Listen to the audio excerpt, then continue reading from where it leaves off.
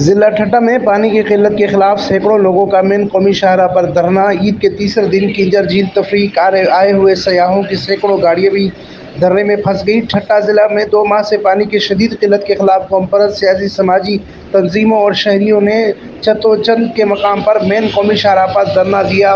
دھرنے سے حیدرآباد ٹھٹہ کے درمیان ٹریفک مکمل طور پر بند ہو گئی، جبکہ کنجر جھیل پر تفریح کے لیے آنے والی سینکڑوں گاڑیاں پھنس گئیں، جس سے معصوم بچے، خواتین اور بزرگ سخت پریشان رہے۔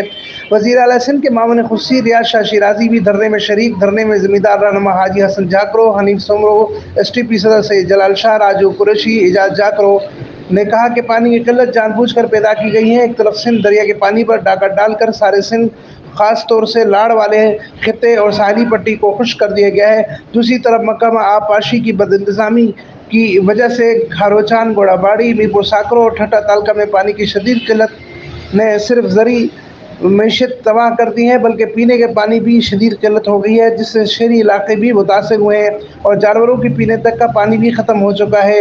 اندیشہ ہے کہ ہزاروں کی تعداد میں جانور بھی مر سکتے ہیں۔ وزیر اعلیٰ سندھ کے معاون خصوصی سید ریاض شاہ شیرازی نے کہا کہ محکمہ آب پاشی کے راشی انجینئر رحیم قریشی اور محکمہ پبلک ہیلتھ کے ساجد ملا سمیت دیگر ضلع انتظامیہ نے جان بوجھ کر پانی کا بحران پیدا کیا ہے۔ دونوں انجینئرز جھوٹے بل بناتے ہیں اور کام بالکل نہیں کرتے، جس کے لیے وزیر اعلیٰ سندھ سے بات چیت کی جائے گی۔ انہوں نے کہا کہ وہ پارٹی کی قیادت سے مسلسل رابطے میں ہیں۔ سید ریاض شاہ شیرازی کی یقین دہانی کے بعد دھرنا ختم کر دیا گیا۔